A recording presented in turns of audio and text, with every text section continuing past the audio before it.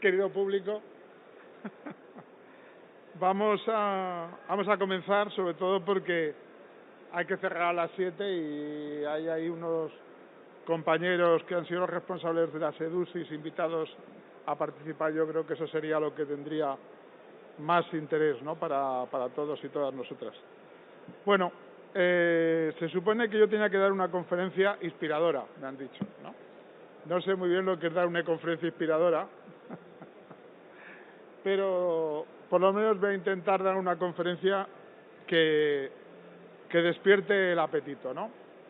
El marco, esta jornada por la mañana hemos estado viendo los planes de acción de la agenda española, ¿no? Y ahora habría un producto previo anterior que es que serían las EDUSI, ¿no?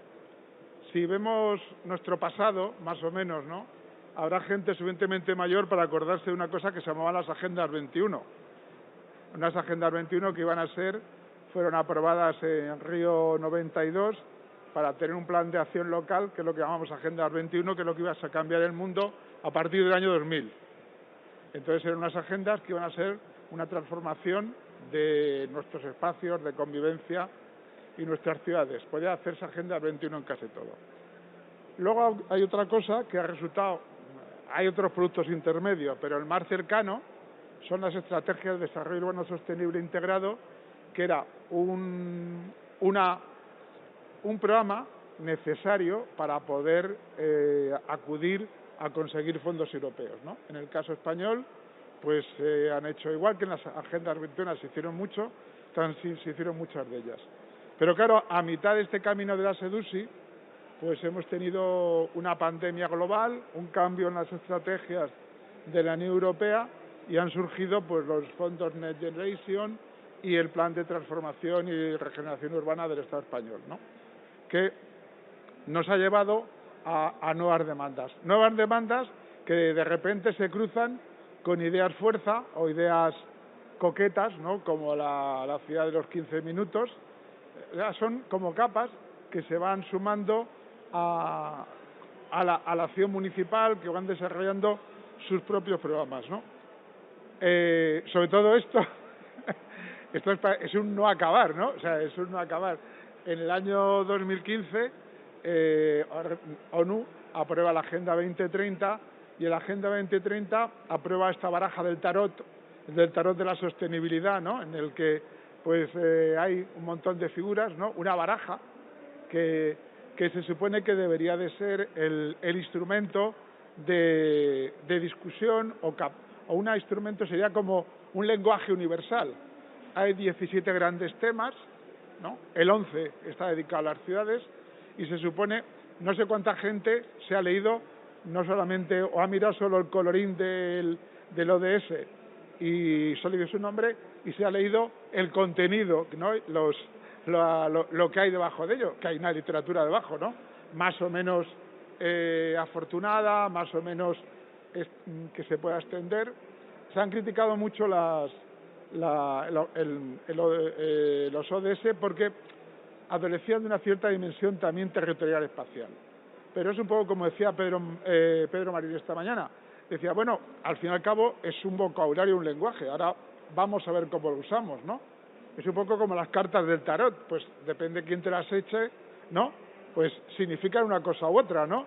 ¿Qué contenido tiene el ahorcado? ¿Qué contenido tiene las de oros? Pues es lo que tenemos que dar contenido, ¿no?, que es uno de nuestros problemas. Sobre esta Agenda 2030, en 2016, en Quito, hubo una reunión en la que algunos de los que, bueno, por lo menos yo veía dos que estuvimos allí, ¿no?, pero casi no íbamos a la reunión oficial de Naciones Unidas, íbamos al alternativo y al contra Habitat. Pero bueno, ahí se aprueba una agenda urbana que lo que intenta es desarrollar el ODS 11 para nuestras ciudades. Existe un compromiso de que los países desarrollen su propia agenda urbana en base a esos principios. Ya llega un poco de confusión si sobre los principios de los ODS de la Agenda 2030 o sobre el contenido estricto de la Agenda Urbana de Naciones Unidas o una mezcla generalizada, un poco de todo eso. Entonces, el gobierno español, que hay que reconocer que siempre ha estado muy activo en el marco de estos programas de la Unión Europea, de Naciones Unidas, desde Hábitat 12 en Estambul se han mantenido muchas iniciativas, el catálogo de buenas prácticas en castellano del concurso de buenas prácticas de Naciones Unidas, participar en Hábitat en las sucesivas conferencias, y el Estado español, no está aquí Sonia, que aquí está esta mañana dirigiendo la sesión de por la mañana, pues se tomó el esfuerzo de desarrollar una agenda urbana que nos crea otra baraja, ¿no? Todo eso tiene un cuadro de relaciones, ¿no? Si los que os habéis leído la baraja de la agenda urbana española, pues veréis que hay un cuadro de interconexión de la agenda urbana española con la Agenda 2030 y con los objetivos de la SEDUSI, ¿no? Hay un cuadro ahí que intenta ver qué relación tiene unas cosas con otras, ¿no? ¿Qué quiere decir esto? Que realmente estamos impelidos constantemente a articular nuestras propuestas y programas en unos vocabularios comunes que yo creo que están bien. Lo que pasa es que existen diferentes dimensiones. La EDUSI tenía su propio vocabulario, que no voy a entrar en ello, porque vamos a entrar un poco en lo que ocurre a partir de ahora. ¿Qué ocurre a partir de ahora? Pues a partir de ahora tenemos el acuerdo, tenemos el programa de financiación de la Unión Europea, que en el acuerdo de asociación que ha firmado España con la Unión Europea hay 5 grandes objetivos principales, ¿no? Una Europa más competitiva e inteligente, relacionado sobre todo eso con la conectividad y las TIC, una Europa más verde, baja en carbono, en transición hacia una economía con 0 emisiones. 3, una Europa más conectada, mejorando la movilidad. 4, una Europa más social e inclusiva por medio de la aplicación del Pilar Europeo de Derechos Sociales. Y 5, una Europa más próxima a sus ciudadanos, fomentando el desarrollo integrado y sostenible en todo tipo de territorios e iniciativas. Esto va a ser, ahora, ¿os acordáis que en las EDUSIs anteriores había otra verbalización de los contenidos? Pues el programa de EDUSIS, que imagino que saldrá a partir de ahora, tendrá que hacer lo mismo. ¿Qué ocurre con estos 5 objetivos principales? ¿Qué significan en realidad? Porque el problema es, como decimos las cartas del tarot, depende de quién los interprete. Yo miro, ahora vosotros no estáis viendo, pero yo estoy viendo hacia el fondo un montón de cosas que podrían ser ordenadas de el bien, el mal y el regular, ¿no? Hacia la sostenibilidad, ¿no? Y todos ellos, sin embargo, pues tienen su etiqueta, tienen sus flores, sus hojas, su ODS y lo que haga falta, ¿no? Y se ponen... ¿Cómo interpretamos todo eso? Pues claro, los compañeros no sé, un compañero de Gijón en la sala, pero claro, dedicar dinero a una app que te permita apagar y encender una farola, ¿no? En medio de la ciudad, pues seguro que ha sido financiado con fondos europeos, ¿no? Y incluso ha entrado en la EDUSI. Pero dudo mucho que eso sea el fin último que queramos conseguir, ¿no? Cuando hablamos de una Europa baja en carbono, pues claro, estamos hablando exclusivamente de la parte del síntoma de la enfermedad. El síntoma de la enfermedad es que hemos hecho un consumo de los recursos que, como veríamos aquí, voy a coger el puntero láser que es muy bonito.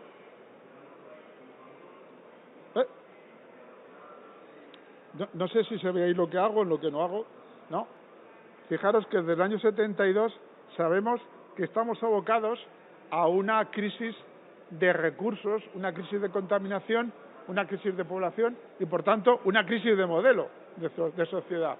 El problema de esto no es que vayamos a pasar sin ningún problema de vivir como vivimos ahora con móviles a vivir como en los años 50 en un pueblo de Castilla y León, no. Lo que pasa es que eso va a ocurrir a través de un grave problema social. Tenemos, veis aquí, claro, las temperaturas que estos días nos acechan, pero al mismo tiempo está aquí la respuesta, que en gran parte está por aquí atrás, ¿no? Aquí muchos de los cacharros que tenemos ahí al fondo podrían estar en esta especie de chiste, ¿no? Otra de las dimensiones que nos habla es el transporte. Pero claro, las zonas de baja de emisiones con o sin coches eléctricos, ¿no? Porque ese mantenido, que era el mantenido de coche, era el mantenido de motor diésel o motor gasolina, pues es que era un mantenido de motor eléctrico. O sea, en las zonas de bajas emisiones y zonas de aparcamiento controlado no pagan los coches eléctricos. No pagan por aparcar en el centro de la ciudad. Están eximidos, ¿no? Toda esta movilidad sostenible de coches de alquiler tiene una derivada que es que no les cuesta tener el coche aparcado en la ciudad cuando otro coche tiene que pagar, ¿no? Pero nuestra movilidad no solo depende de esa movilidad interna. Las ciudades tenemos que pensar de dónde vienen nuestros recursos y dónde están nuestros cuellos de botella. Aquí está Evergrande, el barco contenedor este, que os acordáis que hace un año se atascó en el canal de Suez y que produjo una debacle en los recursos que nos llegaban. Y todo esto en una historia como esta de dos amigas inglesas que les salía más barato cogerse un charter a Málaga y reunirse ahí que pagar el tren entre Newcastle y Birmingham. Este es el modelo que nos encontramos y las ciudades en ese modelo realmente tenemos muy poco que decir. Tenemos algo que decir en el mantenido, ¿no? Vamos a seguir consiguiendo un mantenido aunque sea eléctrico, ¿no? O vamos a cambiar. ¿Y qué fragilidad tenemos de nuestro modelo, de donde recibimos los recursos, que dependen de que en un sitio lejano se atasque un barco contenedores, de portacontenedores, o que haya unas subvenciones al transporte que nos traigan unos turistas masivos que nos, como decía Pedro Marín esta mañana, que hagan el efecto negativo de nuestras políticas sobre la recuperación de los centros? Vuelvo a poner la imagen de esta ciudad del cuarto de hora porque no sé si habéis fijado que era que hablaba de ser consumidor, no creador del espacio. Fijaros que habla de trabajar en vez de crear, habla de habitar en vez de alojar a otros, habla de cuidarse, no de cuidar a los demás, habla de educarte tú mismo, no de educar a otros, habla de tener tiempo libre, no de crear, no de hacer arte. O sea, realmente es una visión que es muy poco creativa desde el punto de vista del individuo, ¿no? De hecho, hay dos visiones, ¿no? Fijaros que tenemos a la izquierda el País de la Buena Vida, sacó un número dedicado a la ciudad de los 15 minutos, una ciudad hipercookie, ¿no? Con unas zapatillas rosas, un brunch, un croissant y un tulipán rosa. Pero ¿qué ocurre? Que durante la pandemia nuestros vecinos estaban recogiendo la ciudad de los 15 minutos y repartiendo comida en sus barrios. Nuestra misión es hacer coincidir esos dos modelos, ¿no? Aquí tenemos el modelo del urbanismo táctico, que tanto nos gusta a algunas y a algunos y tampoco gusta a algunos ciudadanos y ciudadanas, ¿no? A mí me recuerda esas cárceles, ¿no? Que salían en el nodo, ¿no? Del infierno rojo, ¿no? Que estaban llenas de dibujos ópticos, ¿no? Para que te volvieses loco, ¿no? Yo creo que habrá unos arquitectos creadores y unos dibujantes que les haga mucha gracia esos dibujos de colorines, pero hay más de un ciudadano y ciudadana que los ve como una cosa incomprensible, que les despista más todavía, ¿no?, de lo que ocurre. Y al mismo tiempo volvemos a tener que tenemos que gestionar esa pobreza que existe en las ciudades, que pensábamos que la habíamos resuelto en el 2007, vino la crisis del 2008, cuando parecía que íbamos a salir de la crisis del 2010, viene la pandemia, cuando parece que hemos salido de la pandemia, viene ya por fin la guerra en Ucrania, y resulta que deja de desaparecer, crece y se enquista. ¿Cómo hacemos confluir esas dos visiones, ¿no? Esa necesidad de hacer una ciudad más agradable, pero también más justa, ¿no? Hoy no se ha hablado aquí, pero existe una tercera pata en los programas europeos que va a ser la nueva Bauhaus, que va a unir junto a los pilares de el medio ambiente, la solidaridad, el de la belleza. Ahí tenemos también, hoy no ha salido esta mañana en los temas, pero parece que una parte relativamente importante de los planes de los fondos europeos se va a dedicar a proyectos New Bauhaus. De todas maneras, pese a todo, detrás de nosotros está el monstruo. Está el monstruo de la crisis climática y de recursos y el monstruo de los residuos que producimos. Tenemos ese gran problema al que tenemos que atender. ¿Y qué herramientas tenemos? Pues tenemos todo este paquete que tenemos que articular, ¿no? Los ODS, que parece que es una verbalización. Yo he visto, como diría uno, he visto al señor que me insulta por tener el contrato de la luz, ¿no? de precio controlado, llevar el PIN de los 17 ODS, ¿no? He visto eso, ¿no? Al presidente Iberdrola, ¿no? Vuelve a no significar lo mismo para él que para mí, me temo, ¿no? Tenemos los 10 objetivos estratégicos de la Agenda Urbana Española y vamos a tener que plegarnos a estos 5 objetivos prioritarios, ¿no? ¿Esto qué significa? Que tenemos que darles contenido. Y el contenido, ya hemos visto, y esta mañana lo hemos visto, que solo tienen cierto instinto de éxito aquellas decisiones que tienen un programa, un proyecto previo hacia dónde quieren llegar. Y ahí es lo que he hecho yo en falta. Nadie nos obliga a que estos objetivos sean coherentes y que tengan un fin integrado. Hablamos de rehabilitación urbana integrada, pero no estamos hablando de la estrategia de desarrollo, pero que integre de verdad.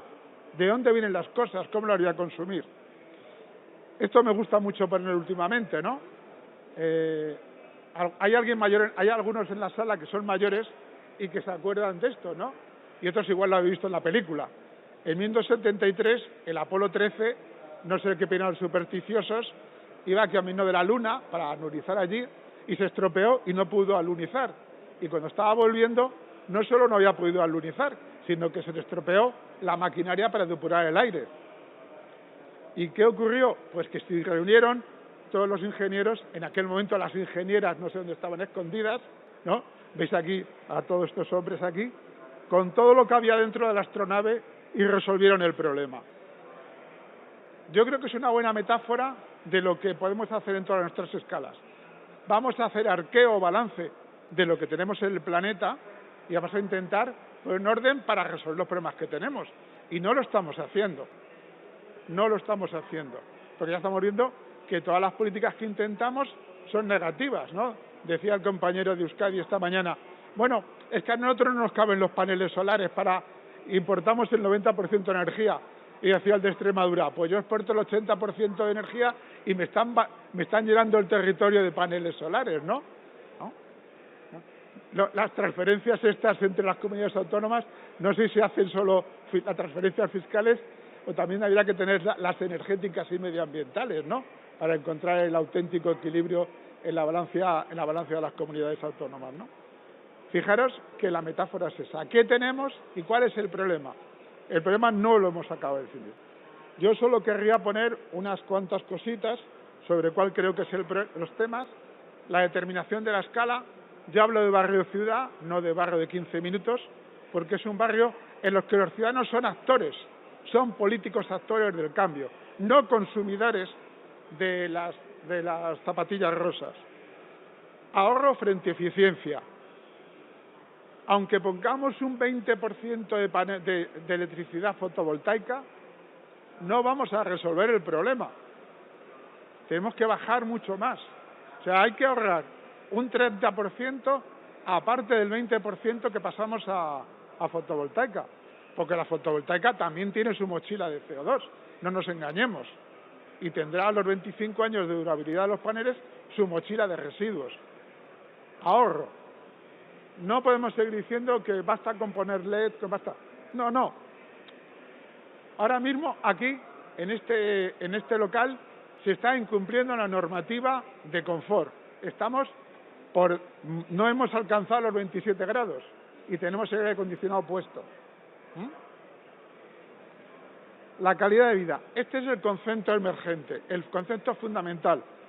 Ahora mismo hay muchos políticos que no se han dado cuenta de que el triunfo de los populismos es porque hablan de cosas que tienen que ver con la vida cotidiana, no de conceptos abstractos, soluciones reales, comprensibles para la población.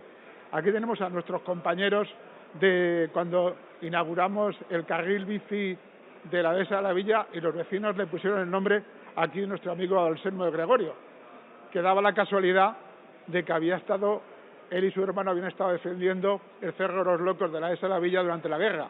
Aquí tenía 82 años y todavía iba en bici, ¿no? Entonces, esa vida cotidiana en la que los ciudadanos están relacionados con la historia y con su territorio, hay que recuperarla. La conciencia de los ciclos ecológicos, las políticas de paneles solares, de eficiencia energética, están eludiendo el impacto global sobre el ciclo ecológico. Nos lo han dicho hoy. Los extremeños no pueden seguir soportando más metros cuadrados de sustitución de territorio fértil por paneles. Para producir una electricidad, ¿para qué? ¿Para tener aire acondicionado a 21 grados? ¿Para producir hidrógeno? ¿Para mandar un coche con hidrógeno? ¿Para llenar los motores de esos mantenidos eléctricos que nos van a colapsar otra vez las ciudades? La sostenibilidad es un proyecto local, pero los municipios tienen que asumir su responsabilidad real, no inventada, suavizada con un modelo o con otro. Y tienen que incluir indicadores, sobre todo sobre la huella ecológica. Nos hemos dado cuenta estos días que, es que estamos comiendo trigo ucraniano y no viene. Es que no hay abonos porque los fabrican en Rusia. Cáspita. Es que no sabíamos que España tiene una huella ecológica 2 veces su tamaño. España tiene una España y media que no está aquí. Pero lo más fundamental es que además ni siquiera mantenemos relaciones políticas con los que habitan en esa España y media.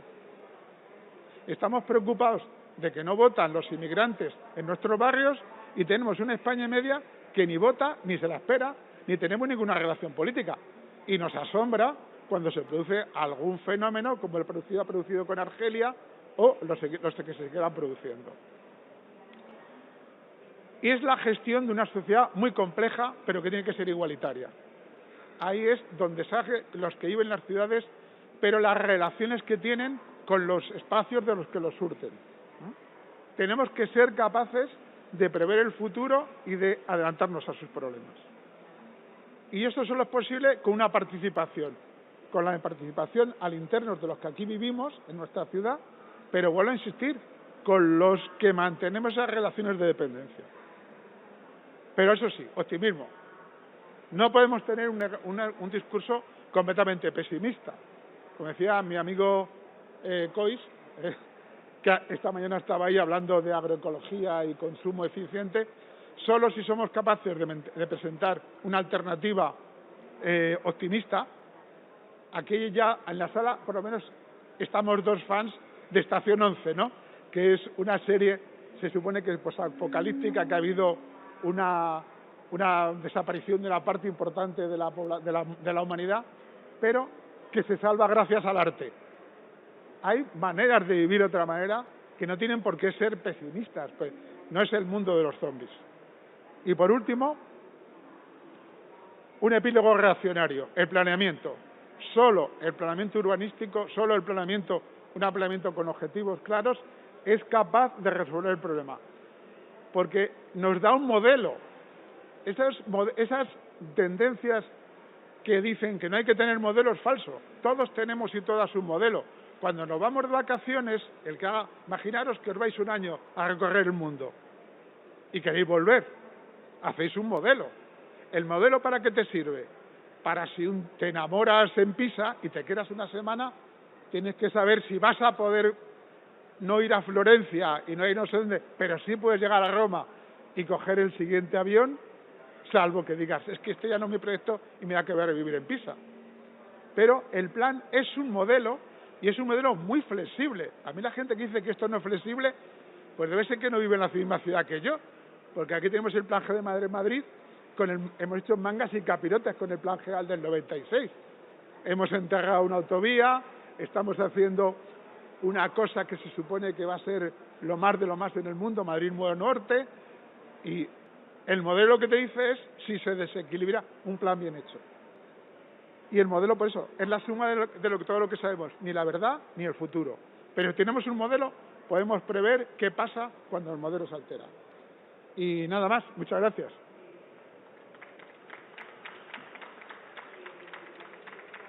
Y ahora que hemos conseguido ganar el tiempo, voy a dar la palabra al que va a ser a partir de ahora nuestro mantenedor, ¿no?, de Lucas Álvarez, investigador del Departamento de Urbanística y Ordenación del Territorio de la Escuela Técnica Superior de Arquitectura. Todo tuyo. Muchas gracias, Gus.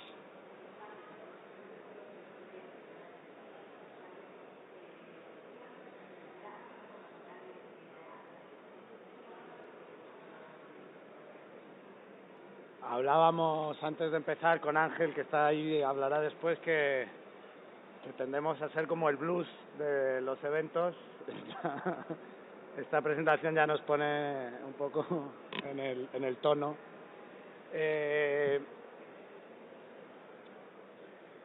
Yo voy a intervenir tratando de ser muy breve para presentaros un proyecto de investigación que hemos realizado en la Universidad Politécnica de Madrid, en el Departamento de Urbanística y Ordenación del Territorio, que ha versado sobre este proyecto de las Estrategias de Desarrollo Sostenible Urbano Integrado, las EDUSIS, y que forma parte de un proyecto coordinado de un plan estatal donde hay otras piezas. Hay 3 subproyectos, uno de ellos trata el tema de la vivienda desde la Universidad de Santiago de Compostela, otro subproyecto desde la Universidad Autónoma de Barcelona trata la segregación urbana, la densidad institucional y la innovación social, y por último este proyecto INURBA que vengo a presentar, que habla de metrópolis fracturadas, vulnerabilidad, reequilibrio territorial e institucionalización de las EDUSIS, ¿no? Es un proyecto que estamos terminando de desarrollar y que, bueno, este es el equipo, que el investigador principal es Agustín Hernández Aja, que Ángel Aparicio, que va a hablar después, forma parte del equipo de investigación, y con un equipo de trabajo que viene a continuación, ¿no? Y Rosario, perdón, que está ahí también, que no, me olvidaba de ella. El objetivo principal de esta investigación es evaluar las propuestas, el diseño y la implementación de las EDUSIS, analizar si se han aplicado en las áreas más vulnerables de las ciudades y si sus propuestas se encuentran alineadas con los nuevos retos urbanos. Para ello hicimos un trabajo en 3 escalas, digamos, ¿no? Una primera donde analizamos la totalidad de las propuestas y de los municipios participantes. A medida que vamos descendiendo en la escala acercándonos, digamos, en la escala, vamos aumentando la complejidad del análisis, ¿no? Este primer apartado se hizo en base a las resoluciones de las convocatorias y sacamos un poco una radiografía de cómo se había producido, cómo se había distribuido territorialmente, cuántas propuestas se habían presentado y demás, ¿no? Aquí los principales datos que tenemos son que se presentaron 348 propuestas, de las cuales fueron seleccionadas aproximadamente la mitad. Y aquí hay una de las primeras cosas que quizá era una nueva introducción que hacían las EDUSIS, que era el tratamiento de las escalas supramunicipales, ¿no?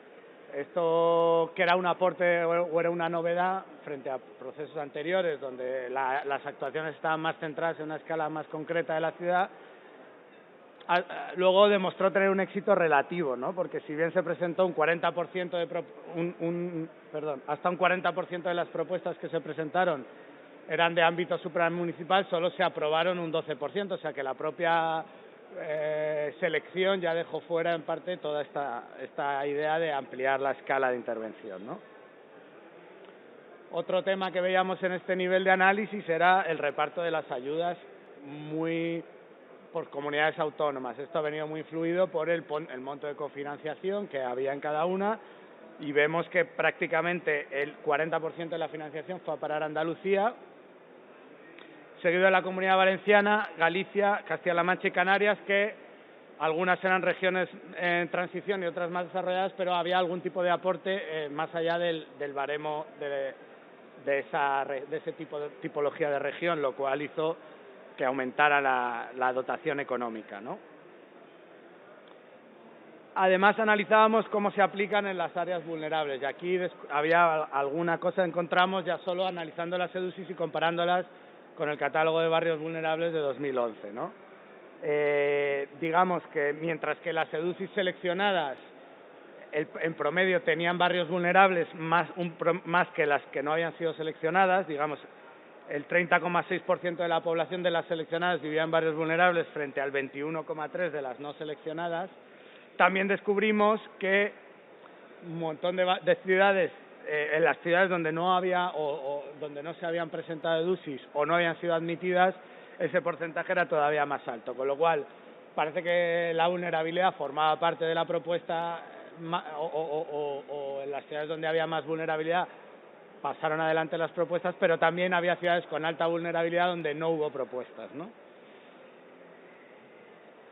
Por último, después de este primer nivel pasamos a un segundo nivel que ya cogió un objeto más reducido, que eran las 32 capitales de provincia que tuvieran barrios vulnerables en el catálogo de 2011 y su EDUSI fuera de ámbito municipal. Ya descartamos las supramunicipales para poder trabajar con un solo municipio, ¿no?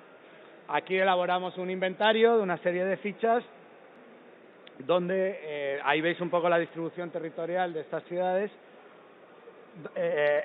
que un poco tenían esta condición de capitalidad, tenían un 26,2% de la población en barrios vulnerables y además 12 de ellas en aquel momento habían iniciado el plan de acción local de la agenda urbana. Ahora serán muchas más, pero en el momento en el que produjimos la investigación había 8 en marcha y 4 en elaboración, ¿no? Sobre estas 32 ciudades, aprovechando el cuadro de sinergias que el propio MITMAP ofrecía para vincular la agenda urbana con las EDUSIS, ya podemos encontrar que hay unas relaciones que la EDUSI refuerza, entre comillas, y hay otras donde no interviene. Y esto viene dado por los 4 objetivos temáticos de las propias EDUSI que restringían de alguna manera este funcionamiento, ¿no? Entonces, hay muchas líneas de actuación y mucha dotación económica concentrada en el objetivos 1, 2 y 5, que casi el 50% del total está en estos objetivos, en ordenar el territorio, en evitar la dispersión y revitalizar la ciudad y en favorecer la movilidad sostenible. Sin embargo, hay otras líneas que han quedado atrás, como por ejemplo el acceso a la vivienda, donde hay muy poca incidencia, o la mejora de los instrumentos de gobernanza, la mejora de la resiliencia, y me falta uno que ahora lo he perdido, y la gestión sostenible y la economía circular y la gestión sostenible de los recursos. Entre medias queda que todas estas líneas agrupaban el 14,4% de los montos dedicados en las EDUSIS, mientras que luego la recuperación social y económica, que es la parte más del lote 9 y demás, quedaba en una posición intermedia de un 23,9% del total, que aquí se coincide con el objetivo 7 y el objetivo 6 de fomentar la cohesión social y favorecer la economía urbana, ¿no? Esto ya nos va ubicando un poco qué campos rellenaban las EDUSIS y qué campos digamos que los ayuntamientos deberían cubrir por otro camino, ¿no? Las TICs, que era el lote 2, representa un 11,3% del total, ¿no? Era una horquilla que daba menos financiación, pero que ahí está, ¿no? Esto era un análisis sobre las propuestas, pero luego nos propusimos analizar también 8 casos de estudios donde también no solo se miraba la propuesta, sino a través de una entrevista con el personal técnico, que hoy han venido varios de ellos, analizábamos el caso en profundidad para preguntar cómo se habían desarrollado las acciones, cómo había funcionado el modelo de gobernanza, cómo se había relacionado la EDUSI con los barrios vulnerables y qué incidencia había tenido en la política urbana de la ciudad. Las 8 ciudades las tenéis ahí. Hay una cosa que un análisis también hicimos a partir de la escala de intervención, porque las financiaciones europeas anteriores tendían a ser más concentradas en territorios más pequeños, una escala más de barrio o de un casco histórico, etcétera, y aquí se abría más la mano a una intervención más genérica por la ciudad. Hay 4 de nuestros casos siguieron trabajando más o menos en la escala de barrio. 3 de ellos, que van a estar aquí, optaron por una escala intermedia, muchas veces vinculada a un eje fluvial o en estos 3 casos un eje fluvial, pero en otros casos un eje viario y demás. Y luego algún municipio también trabajó en la escala, en unas acciones diseminadas por el término municipal, ¿no? Para ir terminando, traemos algunas de las principales conclusiones del trabajo, ¿no? Una era esta idea de la escala, ¿no? Quizá luego nos pueden comentar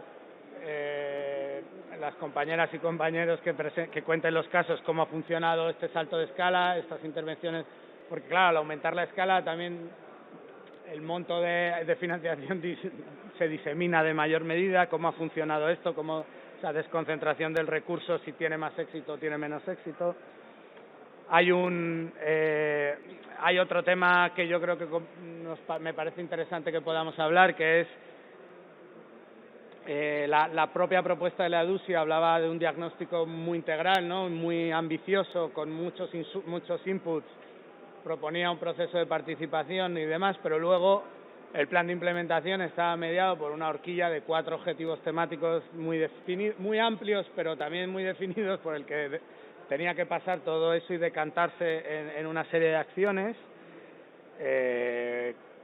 ¿Cómo ha funcionado eso? ¿Qué dificultades ha habido? Porque muchas veces hay ciudades que han tratado de proponer medidas que no entraban en la dotación infraestructural de los fondos FEDER, o sea, como que hay un poco una confusión que quizá a partir de la agenda urbana se puede ayudar a coordinar mejor distintas aportaciones de fondos de distintos lados, pero que a veces tú haces un diagnóstico integral, pero luego la propuesta que presentas no puede ser integral porque no puedes trabajar el recurso de todas las maneras posibles, sino lo tienes que concentrar pues en el desarrollo infraestructural o una serie de condicionantes, ¿no? Luego hacíamos también un análisis desde la regeneración urbana integrada, mirando un poco el marco urbano y territorial, la escala de la ciudad en su conjunto, mirando la ciudad cercana, mirando la edificación y mirando las cuestiones socioeconómicas, y nos damos cuenta que desde luego que la edificación está prácticamente fuera del ámbito de la EDUSI, no se ha trabajado mucho, no tiene peso, y el peso más bien se reparte entre la ciudad y la proximidad y la regeneración de la infraestructura y demás, y los temas socioeconómicos, con esta dificultad que comentaba antes. También hemos podido ver en estos análisis de estos casos de estudios que son éxitos seguros las ideas claras y las maquinarias de gestión de fondos europeos muy engrasadas, ¿no? Las ciudades que ya tienen una trayectoria y que tienen una manera de funcionar que han logrado traspasar a la cultura municipal de cómo funcionar con los fondos europeos, pues funcionan muy bien con la convocatoria, y otras ciudades que se encuentran con menos experiencia o han tenido más problemas para llevarlo a cabo, ¿no? También ha habido otros retos, como espero que el compañero de Valencia nos pueda contar, de vincular la EDUSI con instrumentos urbanísticos, porque también creo que ha tenido su complejidad, pero es interesante poder sumar los instrumentos, pero también si se condicionan el uno al otro, pues tienen tiempos muy diferentes y eso genera también una tensión. Y luego algún problema también hemos detectado con las manos externas cuando se busca el conocimiento fuera del ayuntamiento, y a veces sale mal, ¿no? Y te obliga a volver para atrás porque a quien has contratado no te da el servicio que necesitas, y eso ha supuesto reveses en algunos casos, ¿no? Respecto al modelo de gobernanza, las EDUSI proponían, o el planteamiento de la EDUSI proponía la participación, que ya se comentó en la intervención anterior, que a veces parece como una pieza un poco forzada, que luego mucha gente, en el análisis de la implementación, cuando hay un éxito de participación se destaca, pero a la vez parece que no termina de consolidarse una participación efectiva, una participación que no sea solo consultiva, ¿no? Como que cuesta llegar a una escala más de seguimiento, de evaluación, de proposición, etcétera. Y luego, había una apuesta por la comunicación, que parece que es algo que siempre se va quedando como un componente secundario, pero que hay ciudades que han hecho esfuerzos grandes por difundir no solo las acciones realizadas, sino las metodologías de trabajo, como una manera de compartir el know-how y el conocimiento generado en estos proyectos, y también una lucha por lograr luego mantenerlos dentro del municipio para posteriores, ¿no?, proyectos o periodos de financiación, ¿no? Y por último, respecto a la incidencia de la política urbana, también veíamos como dos grupos de ciudades, un poco repitiendo esta historia, ¿no? Las que la EDUSI ha acabado funcionando como un aglutinador de proyectos municipales y no tanto como una estrategia integral, porque en el fondo pues has podido hacer un diagnóstico, pero luego eso no ha permeado en la construcción de ordenar lo que necesitabas. Quizá como paso previo a la agenda urbana, pues ya empezaba con esta idea del diagnóstico integral, pero la actuación integral ha sido algo mucho más complejo, ¿no? Y luego que tiene una vinculación, parece que tiene un camino de vinculación más directo con la agenda urbana, ¿no?, que es un precedente para muchas ciudades para luego elaborar la agenda urbana, que habrá muchos errores seguramente para aprender de cara a la agenda urbana, y que, bueno, en el momento en el que preguntábamos, el plan de recuperación todavía estaba un poco apareciendo y no estaba articulada de alguna manera. No nos supieron responder bien cómo era ese enlace con el plan de recuperación y resiliencia. Y esto sería el momento.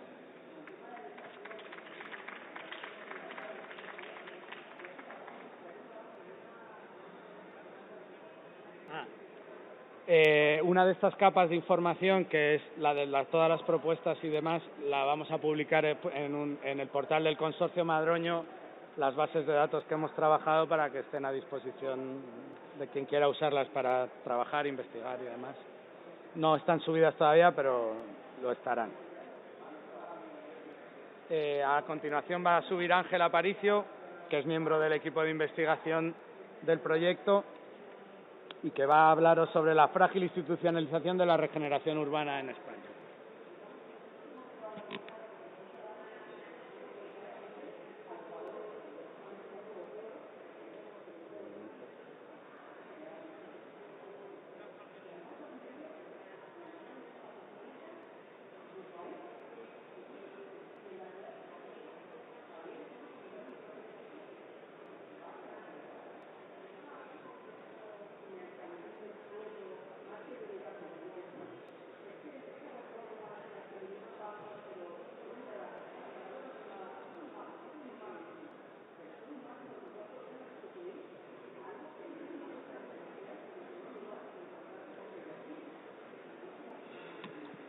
Buenas tardes y gracias ante todo por esta invitación a participar en este taller.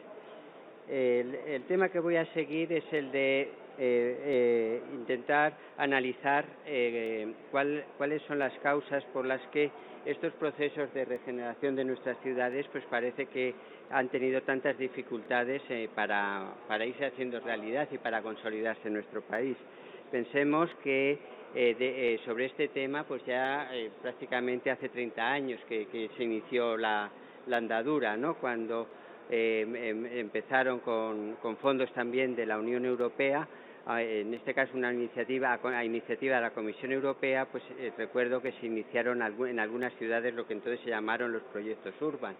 Desde entonces pues han pasado 3 décadas y parece que todavía estos elementos de regeneración urbana siguen siendo como siempre proyectos piloto, no consiguen terminar de integrarse pues en las políticas locales habituales.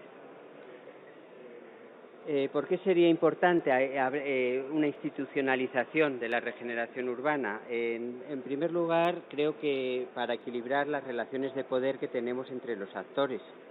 Una de las cuestiones que surgen sistemáticamente es la muy distinta capacidad de influencia que se tienen en las políticas locales. Los municipios, por un lado, tenemos eventualmente las comunidades autónomas y en su caso pues la Administración General del Estado interviniendo, tenemos generalmente pues distintos actores privados, y tenemos después muchas veces con una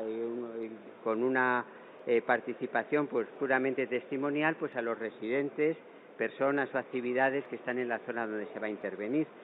El hecho de que no haya una institucionalización, una formalización de los mecanismos con los que se está actuando, hace que sean los actores más débiles los que tienen más dificultades para que sus intereses pues queden de alguna manera considerados.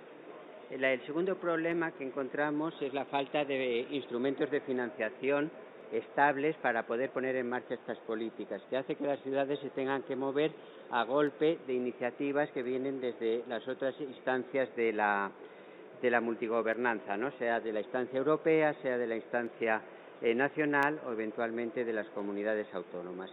Esta dependencia económica de los municipios con respecto a estas otras instancias claramente pues les impide establecer estrategias de largo plazo en sus procesos de regeneración de la ciudad física. En tercer lugar, tenemos la evidencia de que es difícil establecer lo que podemos llamar comunidades de práctica, los profesionales que se dedican sistemáticamente a este campo, porque es un campo que de alguna manera aparece y desaparece. Es un campo en el que se trabaja, se deja de trabajar, vuelve a surgir otra oportunidad y no se llega a crear y no se llega a ese conocimiento colectivo que sí que vemos que se produce en el urbanismo en otros países que han conseguido este tipo de institucionalización.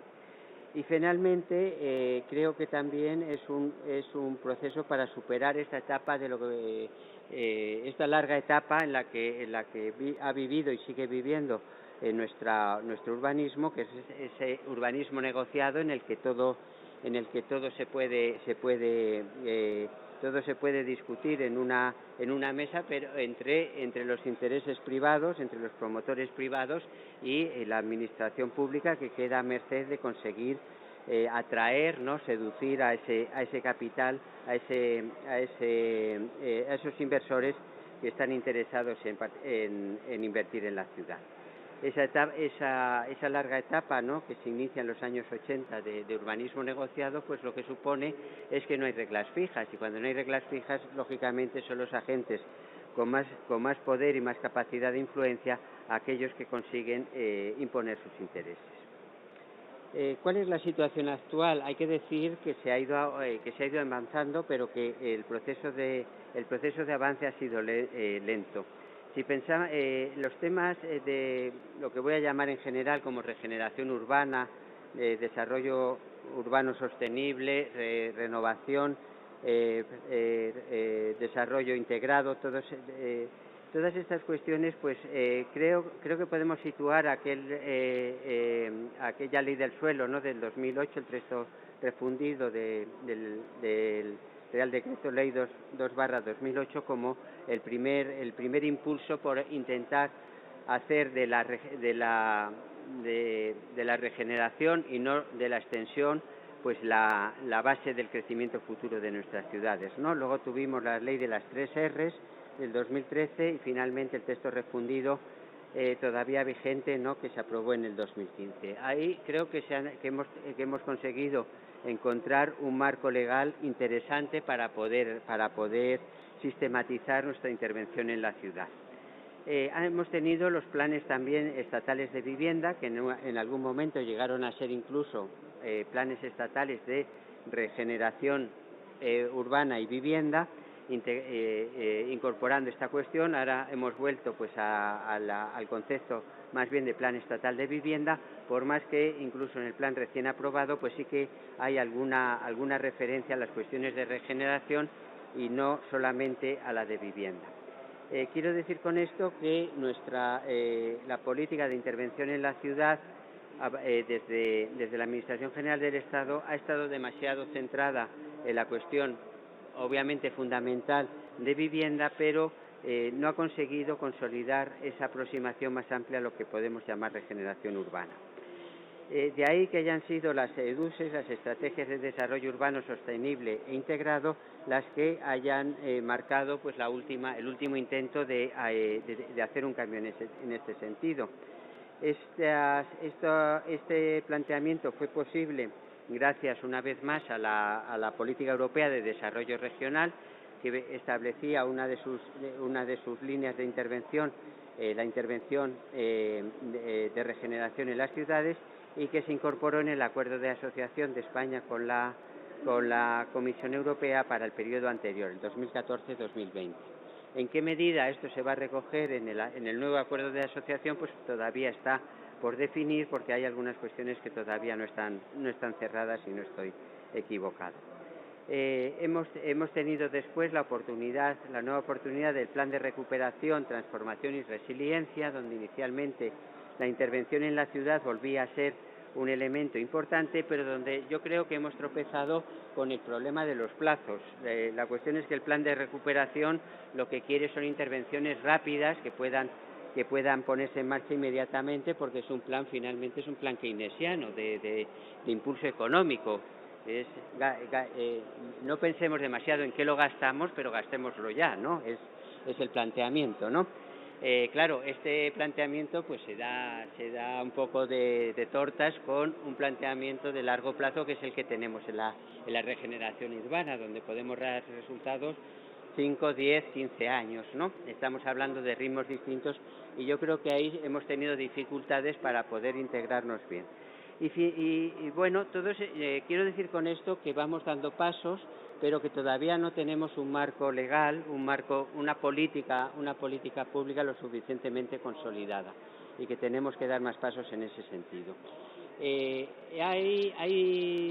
¿Por qué no hemos conseguido avanzar más? Porque, vuelvo a insistir, hace 30 años que estamos con estas cuestiones dándole vueltas. Pues yo creo que hay barreras irrelevantes, y voy a citar solamente cuatro de ellas para terminar con mi intervención. La primera es que nos manejamos en un ámbito en el que hay un exceso de lo que voy a llamar conceptos difusos. Los conceptos difusos son aquellos que en principio son cómodos, porque todo el mundo parece que estamos de acuerdo, pero cuando profundizamos descubrimos que en realidad los interpretamos de manera diferente. Eso tiene ventajas porque facilita la cooperación entre campos ideológicos, en primer lugar, pero también la cooperación entre campos profesionales, lo que es importante, ¿no? Al hablar de sostenibilidad, permite que ingenieros, arquitectos, sociólogos, geógrafos entren a trabajar juntos, porque empezamos a encontrar un lenguaje aparentemente común. El problema es que cuando ese concepto difuso es demasiado difuso, pues acaba no llevándonos a ningún sitio. Nos lleva a una apariencia de consenso, pero después, cuando hay que implementar, vuelven a ser los actores más fuertes los que hacen su propia interpretación. De manera que lo único que conseguimos con estos conceptos difusos es legitimar la intervención que después se va a imponer una vez que el plan se ha aprobado, ¿no? Se aparcan las otras interpretaciones y la interpretación dominante. Ahí tenemos entonces el concepto de regeneración, renovación o rehabilitación urbana. Es un concepto obviamente difuso. El concepto de resiliencia, en el que hemos trabajado a partir sobre todo de la crisis de 2007, es un concepto difuso. El concepto de sostenibilidad, que nos lleva acompañando desde mediados de los 80, es un concepto difuso. O el de intervención integral, ¿no? Cuando hablamos de la integralidad de la intervención, pues vuelve a ser un concepto difuso. Esta cuestión es la que desde mi punto de vista nos impide avanzar, porque nos hace imaginar que estamos en un consenso que es un consenso meramente aparente y no un consenso real. En segundo lugar, tenemos unos modelos de gestión claramente desequilibrados. Desequilibrados quiere decir que no tiene la misma cobertura, la misma protección en nuestros modelos de gestión los intereses de las personas y actividades residentes, lo que podemos llamar la iniciativa privada, pensando sobre todo en los potenciales inversores, y el propio sector público. Se han intentado nuevas fórmulas, y ahí en 2013 la ley de las 3 Rs propuso la creación de consorcios, propuso la creación de sociedades de capital mixto, y propuso también una figura que luego desapareció, que llamaba asociaciones administrativas. El problema es que no profundizó en lo que significaban estos conceptos. y entonces pues no dio ningún tipo de protección a los agentes más débiles. Es decir, no se impuso, por ejemplo, en el consorcio que tuviera que haber una mínima participación por parte de los residentes en esos consorcios, que tuvieran un derecho a disponer de un porcentaje de los votos en el consejo de dirección del consorcio, ¿no? Este tipo de situaciones sí está regulada en otros países, de manera que un proceso de regeneración urbana va acompañado de unas reglas del juego en el que cada uno sabe cuál es su parcela de poder. Y esto obviamente es relevante para aquellos agentes que son en principio más débiles y en concreto pues al sector social o al sector de actividades y personas residentes. Y tenemos además un predominio tradicional de la perspectiva física en el que no conseguimos terminar de entendernos bien entre los que venimos de la inversión finalmente en capital físico, ¿no? En la mejora de viviendas, el espacio público, la movilidad, que normalmente pues dominamos el proceso, y todos esos elementos sociales que después no conseguimos incorporamos, pero realmente no vienen desde la base de la base de nuestra concepción de qué hacer. La consecuencia de esto es que creamos espacios potencialmente valiosos, pero espacios que tradicionalmente acaban expulsando las actividades y los residentes en esos lugares. Con lo cual vamos cambiando de sitio en la ciudad los problemas sociales. Eso es bueno profesionalmente porque eso nos hace que podamos pedir otro proyecto de regeneración en el sitio donde se han ido esas actividades marginales, ¿no? Pero pensando más allá de nuestra agenda profesional, realmente debemos preguntarnos por qué no conseguimos integrarnos mejor con esa perspectiva social. Recordemos que desde la perspectiva europea de desarrollo regional se trata de lo que se está hablando es de tratar de ser competitivos, pero no en el sentido de atraer tecnología puntera a los lugares que regeneramos, sino en el sentido de intentar identificar pequeñas potencialidades de las actividades marginales que están ahí para darles una capacidad de integrar algunas de esas nuevas tecnologías. No se trata de ser punteros, no todos nuestros barrios pues se van a convertir en el barrio de San Francisco con Pixel y todas las empresas de animación instaladas allí, ¿no? Como ocurrió en los antiguos muelles de San Francisco, donde estaba la base naval. No es eso de lo que se trata es cómo podemos dar el plus a esas pequeñas actividades que tenemos para que aprovechen esas tecnologías que no están a su alcance, pero que podrían estarlo con una pequeña formación y unos pequeños recursos. Tercera cuestión es el contexto hostil a la regeneración urbana, el contexto global claramente hostil. Hemos vuelto, a pesar de las lecciones de la crisis de 2008 y de nuestras promesas reiteradas de que no lo íbamos a volver a hacer, pues todo indica de que seguimos instalados en la financiarización del urbanismo, ¿no? En lo que va a salvar a la ciudad finalmente es conseguir los grandes inversores, los grandes capitales que vengan a pedirnos un espacio comercial, a hacernos una ciudad global, en fin. Conocemos perfectamente cuál es el discurso dominante en el que claramente estamos volviendo a caer. Realmente, desde esa perspectiva, no tiene ningún interés la regeneración urbana más que en el sentido de desplazar lo existente para crear los espacios comerciales que interesan a ese urbanismo financiero, ¿no? El ejemplo claro, por ejemplo, de Madrid Nuevo Norte, ¿no? Lo podemos tener ahí. Tenemos, en segundo lugar, yo hablaría de un desconcierto político ante la complejidad del urbano. El problema es que queremos integrar tantas cosas en una estrategia de desarrollo urbano sostenible integrado, o en el nombre que le queramos dar, que al final hay que comprender también la posición del político que se encuentra ante la gestión de unas estrategias enormemente complejas y donde no está claro cuáles pueden ser los resultados. Yo creo que hace falta ahí un esfuerzo de interlocución con los políticos locales para intentar encontrar un punto de encuentro en el que, sin renunciar a la complejidad, seamos capaces también de dar una cierta confianza en cuanto a nuestra capacidad de alcanzar resultados. Tenemos actores públicos muy importantes en muchas de nuestras intervenciones, pero paradójicamente esos actores públicos se comportan como especuladores privados, ¿no? Y cuando tenemos esos suelos, propiedad, por ejemplo, de ADIF o propiedad del Ministerio de Defensa, nos encontramos con unos interlocutores que lo único que quieren saber es cuánto pueden sacar por esos terrenos. Eso, claro, nos pone en un punto de partida en el que es imposible encontrar ningún valor añadido al hecho de que esos terrenos sean de titularidad pública. No entro ya en la cuestión de si estos actores públicos están legitimados a gestionar su suelo de esa manera, porque ese suelo ha sido expropiado para una finalidad pública y es muy discutible que incluso tengan derecho a gestionarlo de esa manera. Pero el caso es que realmente esto se ha convertido en un problema adicional en la regeneración.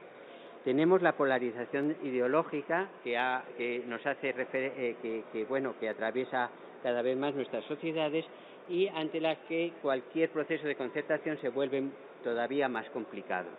Y tenemos finalmente la evidencia de que lo que conseguimos, aquellos pequeños resultados que aparentemente conseguidos, quedan barridos por cualquier nueva crisis económica, ¿no? Los buenos resultados que parecía que estábamos sosteniendo hasta 2007, pues se esfumaron inmediatamente, ¿no? La crisis del COVID, pues también ha dado al traste con algunos de los buenos resultados de la SEDUSI. Parece que cada vez que vamos a poder contar una buena noticia, pues vino otra plaga de Egipto, ¿no? Y estamos ahí sufriendo permanentemente esta cuestión. Y finalmente, recursos insuficientes. Hay que decir que hay unas competencias limitadas por parte de la Administración General del Estado y eso muchas veces ha justificado que no haya más recursos, pero yo creo que lo que deberíamos plantear en esta cuestión es que si tenemos un problema importante en nuestras ciudades y no tenemos los recursos al nivel municipal o eventualmente al nivel autonómico, el problema que tenemos es un mal reparto de los recursos públicos entre las tres administraciones. Y las inversiones que se están haciendo desde la Administración General del Estado pues se están dedicando a cuestiones que realmente no son tan prioritarias con respecto a los problemas. Creo que es un elemento que no se ha puesto suficientemente en valor, ¿no? Dicho de una manera coloquial, dejemos de invertir del orden de 20.000 millones al año en infraestructuras de transporte de larga distancia y dediquemos parte de esos recursos ya de una manera sistemática a las ciudades, no dando como en la SEDUSIS subvenciones a las ciudades, sino haciendo otro reparto de la recaudación fiscal. Lo que es evidente es que el reparto actual no se corresponde a las necesidades sociales actuales. Yo creo que en este sentido, desde el nivel municipal se debería ser más combativo en la necesidad de replantear cómo se están distribuyendo los recursos. Los programas europeos o eventualmente estatales ayudan, claro que ayudan, pero solamente permiten hacer actuaciones piloto. Y ya no necesitamos, desde mi punto de vista, actuaciones piloto. Necesitamos realmente una política pública y una política pública que esté ya dotada año a año y que se esté dirigiendo desde el nivel municipal. De aquí creo que tenemos que ser positivos con todo. O sea, creo que hay una implicación mayor de todas las administraciones. Tenemos un marco que es mejor que el que teníamos antes, tanto en el nivel legislativo como en el nivel europeo, en los fondos de desarrollo regional, pero todavía no parece que haya una estrategia para pasar de esas actuaciones pilotos singulares a realmente una política pública de regeneración urbana, y ese debería ser nuestro siguiente paso. Necesitamos actores más consolidados. Yo creo que esas figuras que tenemos serían válidas, los consorcios o las sociedades de capital mixto nos pueden valer, pero necesitamos que los actores con menos fuerza realmente tengan se vean respaldados por la ley para tener un mayor peso en la toma de decisiones en esos consorcios. Los intereses financieros siguen estando ahí, pero el problema es que volvemos, me temo que estamos volviendo hacia atrás y volviendo a dejar la ciudad al albur de los intereses del inversor que simplemente promete hacer algo, en vez de intentar que tener una imagen clara de lo que queremos hacer y atraer al inversor en función de sus sinergias o su compatibilidad con esos objetivos públicos. Estas son las cuestiones. Por supuesto, mi último punto es volver a reivindicar un reparto más racional de los recursos públicos entre los 3 niveles de la administración y con más interés a todas estas cuestiones y nada más por mi parte. Muchas gracias por vuestra atención.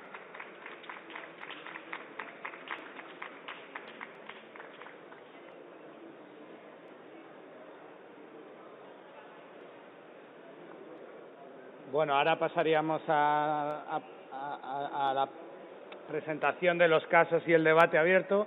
Como no os conozco, los que vayáis a participar, si os podéis acercar al técnico que os va a poner el micrófono